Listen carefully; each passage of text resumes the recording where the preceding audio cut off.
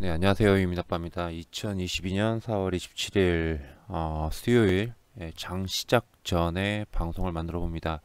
이 방송은 시황 그러니까 미국 증시가 오늘 새벽에 끝난 미국 증시가 굉장히 크게 하락을 했습니다.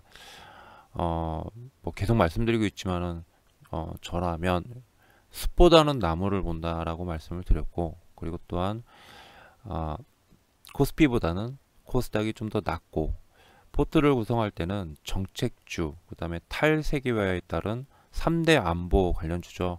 국방, 식량, 그리고 에너지와 관련된 그쪽과 관련된 종목, 흔히 말하면은 뭐 비성장주 정도로 말씀드리면 될 것 같아요.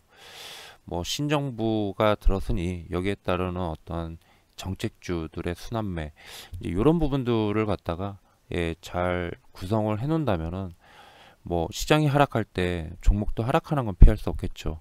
하지만은 회복도 빠르다라는 거. 그리고 어차피 순환매이기 때문에 시장이 또 약할 때는, 조정이 받을 때는 그 중에서 또 어떤 섹터들은 또 강하게 상승할 수 있겠죠. 예를 들어 가지고 어제 어제죠, 26일 날. 26일 날 KRX 바이오가 이제 좀 강하게 반등을 했어요. 그죠? 강하게 반등을 했습니다. 무려 이제 3.5% 장중에 3.5%, 그리고 종가로는 3.1% 강하게 상승 마감했는데, 셀트리온 삼형제 같은 경우는 급등을 했죠. 굉장히 크게 급등을 했습니다. 자, 뭐 때문에 그랬냐? 정책 때문에 그랬죠. 어, 결국에 정책으로 이제 대선 기간 동안에 주요 공약에 포함되어 있는 정책과 관련된 산업들은 돌아가면서 상승을 해요. 그리고 하락을 하더라도 어느 정도 방어가 나오고요.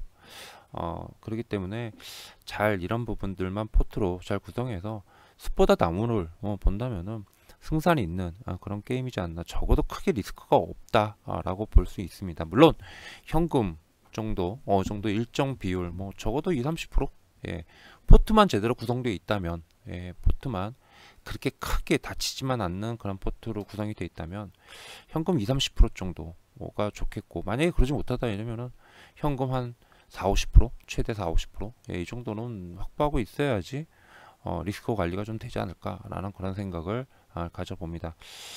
자, 제가 이제 말씀드리고자 하는 것은요. 말씀드리고자 하는 거는 이제 삼성전자예요. 뭐 예전부터 계속 삼성전자 말씀드렸지만은, 삼성전자 어떻습니까? 한번 하락하면은 제가 뭐라고 그랬죠? 싸다고 매수하는 거 아니라고 말씀드렸어요. 그죠? 싸다고 매수하는 거 아니다라고 계속 말씀을 드렸습니다. 뭐 언제쯤부터 말씀드렸는지 기억도 잘 안 나요. 기억도 잘 안 날 정도입니다. 어, 8만 원 깨졌으니까 언제 8만 원 되냐, 뭐 7만 원대다 이러면서 했었는데 어느덧 6만 6천 원까지 빠졌습니다. 그런데 제가 뭐라고 말씀드렸죠? 지난해 하반기 막판에도 한번 말씀을 드렸던 것 같고요. 하반기 때도, 그리고 최근 들어가지고 또 수차례 말씀드렸어요. 건들지 마시라고. 왜? 삼성전자는 무조건 연봉을 봐야 된다고 말씀드렸습니다. 어차피 삼성전자 투자하신다는 분들은 길게 보시는 거잖아요. 장기로 보시려고 매수하는 거잖아요. 근데 장기로 보려고 매수하면은 초점에서 매수하는 게 낫죠. 기다렸다가. 그죠? 네. 그래서 연봉을 보시라 했어요. 연봉에서 5년선 밑에서 잡으면 됩니다. 삼성전자는 항상 그랬었어요. 이거는 계속 뭐 수년 동안 반복해 드렸던 내용이죠.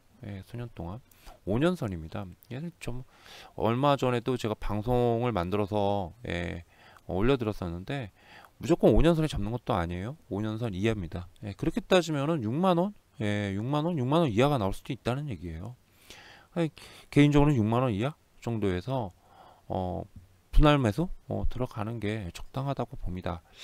자, 그러면 코스피, 제가 시장을 본다고 그랬잖아요. 코스피는 그러면 얼마나 더 빠질까요? 코스피는 어, 뭐 최저점은 당연히 기존 저점인 당연히 2590, 2590포인트 이렇게 보는 게 좀 타당할 수 있어요. 타당할 수 있는데, 사실은 삼성전자랑 SK 하이닉스 그리고 2차 전지가 다소 지지부진하고, 이쪽 같은 경우는 뭐 연준에 뭐 긴축이 완화된다 이러면은 수급적으로 반등이 나올 수는 있죠. 수급적으로. 근데 어차피 경기 둔하다 뭐다 막 이러면은 어 그런 것들을 또 피하기도 또 힘들어요. 뭐 아시다시피 어쩔 수 없습니다. 자, 주봉을 한번 이렇게 보시면요. 삼성전자와 삼성전자와 코스피가 비슷하게 생겼어요. 사실은. 그걸 제가 준비를 좀 해봤거든요. 이렇게요. 이 위에가 코스피입니다. 위에가 코스피고 그 다음에 아래가 삼성전자예요. 아래가 삼성전자, 위에는 코스피. 삼성전자와 코스피의 주봉 차트입니다. 둘 다 주봉 차트거든요. 지금 비슷한 자리에 있는데 삼성전자는 밑으로 깔렸죠. 근데 지수는 버티고 있어요. 그나마 버팁니다. 120주선에서. 근데 삼성전자의 경우 내려 깔고 있잖아요. 내려 깐다라는 거는 뭐냐면은 계속 하락하고 있어요. 경기도나 우려, 그 다음에 연준의 긴축, 여러 가지 그러한 요인들에 의해서 하락하고 있는 상황입니다. 실적이 좋게 나오든 안 나오든 계속 하락하고 있는 상황이에요. 환율 문제도 있고 하다 보니까 외국인들이 매도를 하면 삼성전자, SK 하이닉스부터 때리잖아요. 그죠? 그러니까 계속 하락하고 있는 그런 상황입니다. 삼성전자가 6만원, 제가 아까 보여드렸던 연봉상에서 5년선에서 아마 좀 일단은 좀 지지받는 그런 흐름이 나올 수 있겠지만은 개인적으로는 6만원 안팎 정도까지는 좀 빠지지 않을까라고 생각해요. 그러면 최악의 경우는 코스피 같은 경우는 삼성전자가 여기까지 빠진다고 했을 때는 코스피 또한 2500포인트인 요 정도 선까지 빠지는 거 아니야? 지금 현재 2670포인트인데 2500포인트까지 빠지는 거 아니야? 이렇게 생각할 수 있거든요. 비슷하게.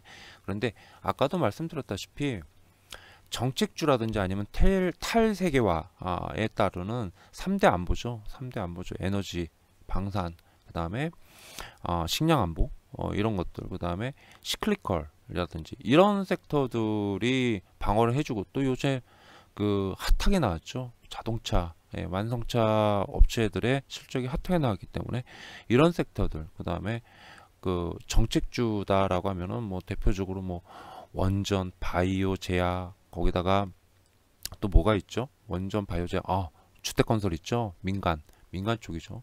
그러다 보니 건설업종이라든지 상당히 여러 개의 그런 섹터들이 있습니다. 그리고 하나같이 또 굵직굵직한 섹터들이에요. 이런 섹터들이 방어를 해주기 때문에 예전에는 삼성전자가 이렇게 여기까지 빠지면은 똑같이 코스피도 이렇게 빠졌거든요. 근데 요번에는 그렇지는 않을 것 같다라는 겁니다. 그래서 개인적으로 1차적으로는 뭐 2590포인트 정도까지는 염두에 둘 수 있는데, 일단 기간적으로 5월 4일이 FOMC가 마감이에요. 근데 이게 우리나라 시간으로는 5월 5일 새벽이거든요. 5월 5일 어린이날, 그럼 금요일날 반영이 되거든요.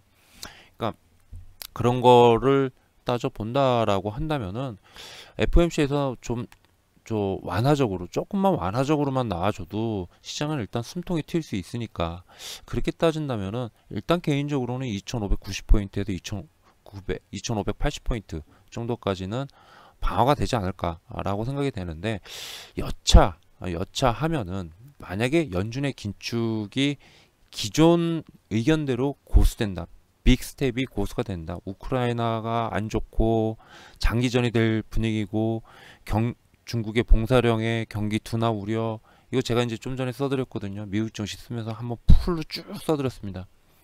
근데 그걸 토대로 한 상황에서 연준이 빅스텝을 간다라고 하면은 아마도 또 1, 2주 정도 또 추가적인 그러한 시장 하락이 나오겠죠. 그렇게 될 경우 최악의 경우는 삼성전자 같은 경우는 6만원 이하, 그 다음에 코스피 같은 경우는 2500에서 2520포인트까지는 아마 염두에 둬야 되지 않을까 라는 그런 생각이 좀 듭니다. 자, 물론 코스피는 이렇지만은 코스닥이죠. 코스닥 같은 경우는 잘 방어를 해주리라 봐요. 기존 저점은 깨지는 않을 거라고 좀 봅니다. 기존 저점은 잘 깨지지 않을 거라고 좀 개인적으로 보고, 왜냐면 2차전지 섹터나 아니면은 바이오 제약 섹터가 정책주로 일단은 빚을 한번 봤기 때문에 정책주가 맞구나라고 확인 사살이 들어왔기 때문에 여기서 좀 방어를 좀 해주고, 그 다음에 뭐 돌아가면서 원전, 그 다음에 건자재, 이런 섹터들 있죠. 이런 부분들 또 방어가 일정 부분 들어가 준다면은 코스피 대비 상대적으로 좀 선방해주는 그런 흐름 나올 거라고 좀 보고 있습니다.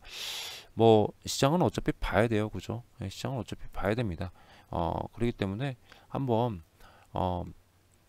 그 코스닥 최악 좀 한번 보면은 이거거든요.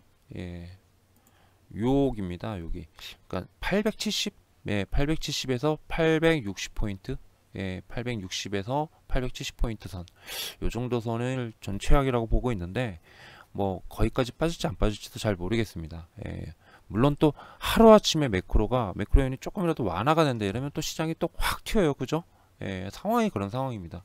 예, 그렇기 때문에 막 너무 이렇게 막 굉장히 크게 우려하거나 이러지 필요는 없을 것 같다. 내가 어떤 종목 가지고만 있느냐, 그것만 생각하면 된다. 다만 매크로 요인이 완화되지 않는 이상은 여기를 뚫고 막 1000포인트 가고 코스피도 다시 3000포인트대로 올라가고 이러진 않을 것 같다라는 것도 말씀을 좀 드리면서 방송을 마치도록 하겠습니다.